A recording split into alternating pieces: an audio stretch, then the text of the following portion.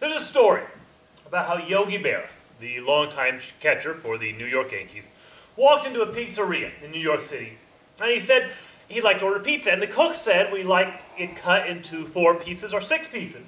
And Yogi Berra said, "You better make it 4 pieces. I don't think I can eat 6.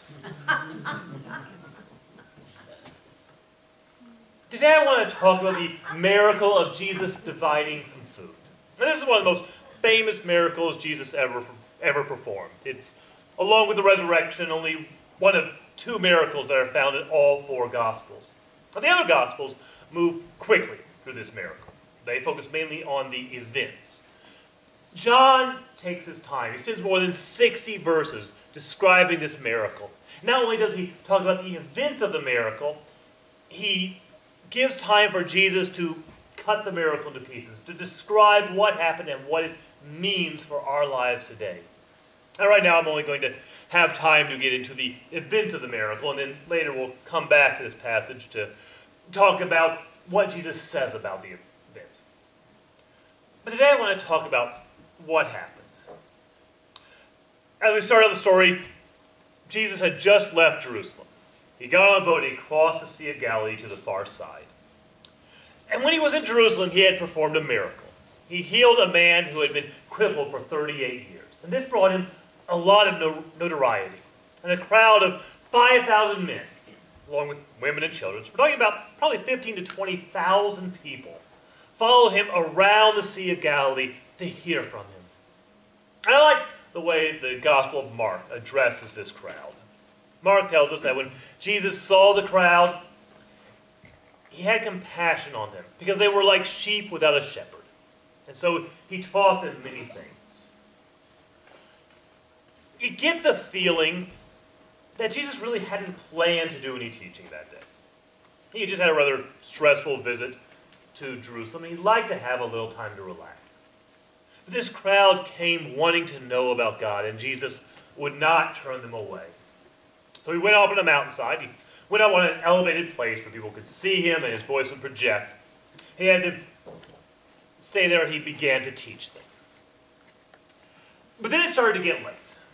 People started to get hungry, and they were in a remote place. There wasn't anywhere around to get enough food, and the small villages that were within walking distance wouldn't be able to accommodate a crowd this size. So Jesus turned to Philip, who I assume was just the disciple standing closest to him at that moment. He said, "Where will we buy enough food for this crowd?" Now it's important to recognize that Jesus had a plan here. This crowd did not take him off guard. Philip wasn't supposed to come up with an answer off the cuff. Jesus knew what he was doing. He just asked this question to test Philip. That word for test is also sometimes translated as trial. God still works this way. God does put trials and tests in our lives. He does provide difficult situations. Now, I want to be clear because sometimes people get confused. God does not tempt us. The book of James says that God cannot be tempted by evil, and he will not tempt anyone to evil. But God does allow difficult situations in our lives, though the temptation to get around them by doing what we know is wrong comes completely from us. But God does allow trials, tests, and hardship in our lives. I don't want to get bogged down on this point, but it's worth mentioning. Some people get the idea that if we say the right prayer and we believe in Jesus, then we'll never have any hardship in life. That God is with us, and if we are suffering some kind of hardship, it's a sign that God's upset with us. There's absolutely no truth to that idea. Hardship is not a sign of God's displeasure, and ease of life is not a sign of God's favor. We do face hardship in life. And it doesn't mean that God is against us. But hardship can be an opportunity to grow. It really depends on how we respond to it. Another preacher by the name of Stephen Andrews said that there are 3 common responses to trials and hardship in life. Now I'm going to paraphrase Mr. Andrews a lot here, but I think he was onto something. Because I think in general we see in these disciples 3 common responses to trials or hardships in life. The first response people often have to hardship is to say, I'll do it myself. I can handle this. Whatever it is, I will be able to take care of it. That's what the response we see in Philip. Jesus says, what will we do for this crowd? And Philip does some quick math. He figures out that 200 denarii, that's about 8 months' wages at that time, would not be enough to feed a crowd this size. I think Philip's response is a very natural, very human response. We see a problem, we try and figure out how we can fix it. Because if I work hard enough, if I plan smart enough, then I can handle anything. I want to talk to you for a moment about one of the most misused and misunderstood phrases in the English language. I assume at some point in your life, everyone here has heard the phrase, pick yourself up by your bootstraps. I have never, in my entire life, heard anyone use that phrase correctly. Normally, when people say that they're going to pick themselves up by the bootstraps, they mean through hard effort, good work, they'll be able to improve their situation. If somebody's down and out, but he pulls himself together, he works hard, and through his effort, he improves his situation or his lot in life. That is not what that phrase means, at all. To pick yourself up by the bootstraps means to try to do something impossible. It means to reach down, grab your feet, and lift up so you're holding yourself up in the air. That can't be done. That's cartoon logic. It is impossible in real life, and that's what the phrase originally meant. It meant that someone was trying to do something that could not be done, and it was as if he was trying to lift himself up by his bootstraps. But I think sometimes in life when we face trials, we have that attitude of, I'm going to pick myself up by my bootstraps. I am going to overcome this difficulty by my own strength. But the reality is there are some situations that we can't handle. There's some things we can't do. We might start out with that attitude of saying, I can handle this. I will grab my feet, lift myself up in the air, and I'm going to hang there in air regardless of what gravity has to say about it. But then reality starts to set in. Then we begin to see, amazingly quickly, there are some things we can't handle. And that attitude of, I can handle it, I can do it myself, begins to give way to a despair, a hopelessness, because there are situations beyond our control. I think many times in life we don't even get that opening burst of self-confidence. We don't start with the idea of saying I can handle it. Rather, people go right to hopelessness. They go right to saying this is just more than I can handle. Nothing I can do will solve this. I think the addiction has lasted too long. I'll never break free of it. The loss is too great. I'm never going to recover from it. The church is taking on a ministry too big. We shouldn't even try it. And they never get past that. They fall down before they even get started and become overwhelmed by the difficulty before them, by the trial in front of them. And the idea that I'll do it myself just doesn't work. But there's other ways that people respond to hardship, to trials in life. Another way people respond to trials is ignore it. If I just ignore it, hopefully it'll go away. That's how the disciples tried to respond to this great crowd. Over in the Gospel of Mark, we are told that when the disciples saw the crowd, they said to Jesus, Master, send these people away so that they can go find some food to eat. The disciples saw this huge crowd and they thought, this is definitely somebody else's problem. Maybe if we ignore them, they'll go away.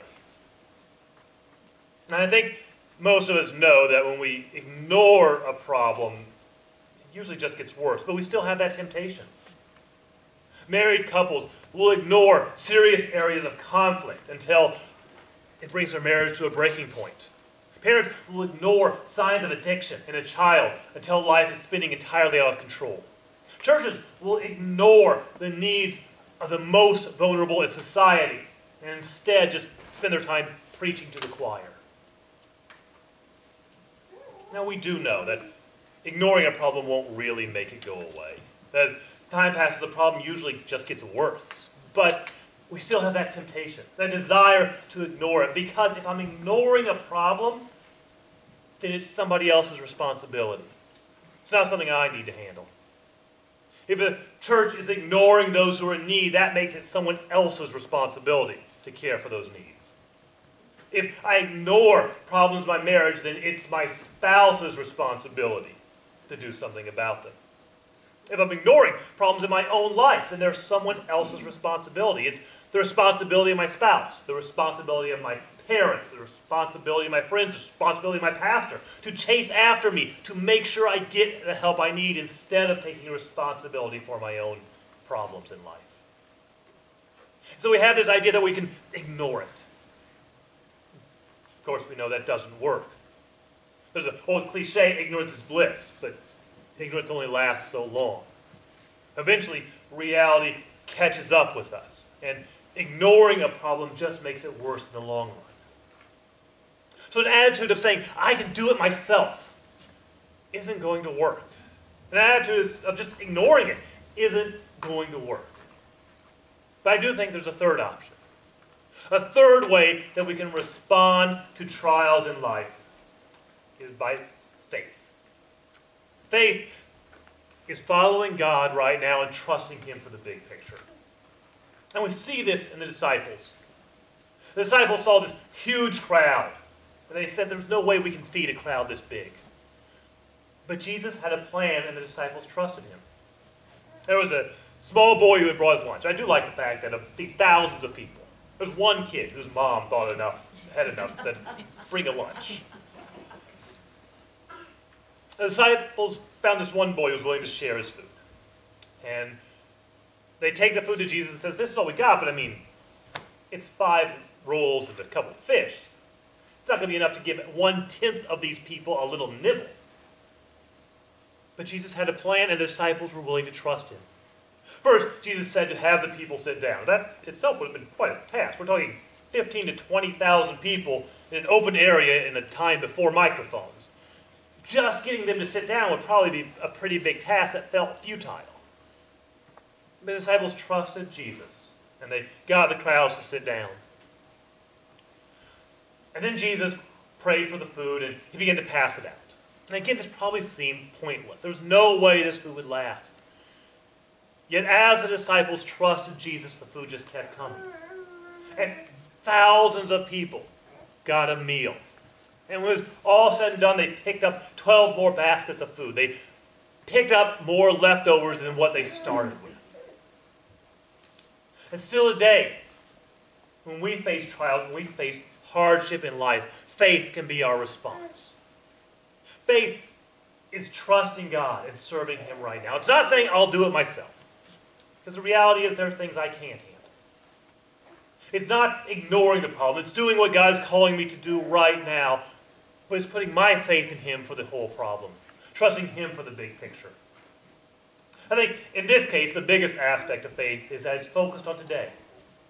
It's doing what God wants me to do right now. And trusting God for tomorrow. And this is a common theme in Jesus' teaching. Jesus flat out told us, do not worry about tomorrow. Tomorrow will worry about itself. He calls us to trust Him today, to follow Him right now, to do what we know is right, and to trust that He will be there for us tomorrow. In the Lord's Prayer, which we say every Sunday here in the service, we pray to God, give us this day our daily bread. Now that is a prayer for right now. It's not a prayer for tomorrow. It's a prayer for God's strength today. It's a prayer for our immediate physical needs, but it's also a prayer for our immediate spiritual needs. It's a prayer for the strength to do what God is calling us to today. It's trusting that God will give us tomorrow's daily bread when tomorrow gets here.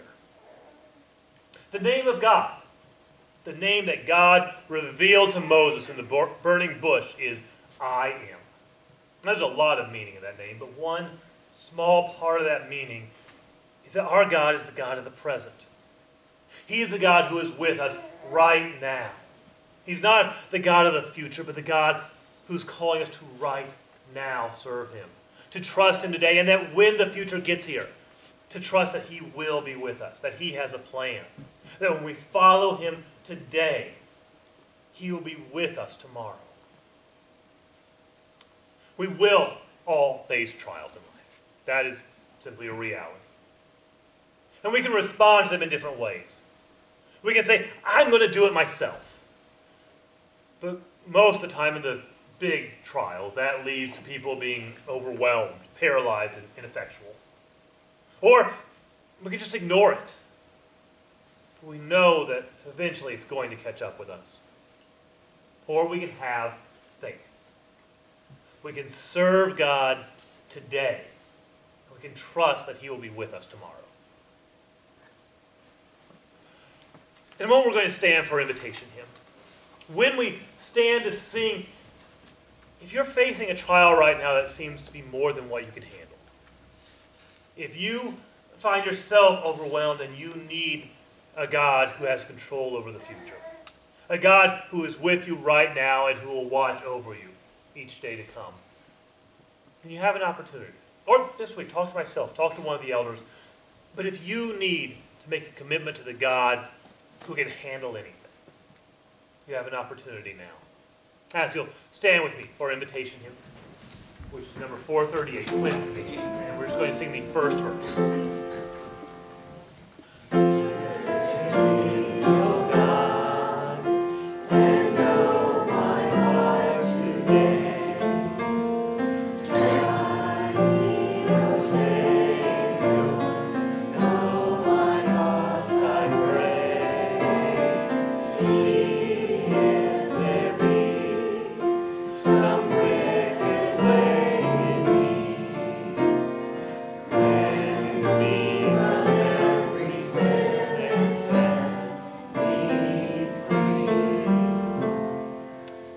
Will you pray with me? Father God, we do continue to give you praise and glory. Lord, grant us the strength that we might serve you today and the faith to trust you for tomorrow. Watch over us, Lord, for we know in all things you are the God who has the power. You are God who gives us strength. We praise you in Jesus' name.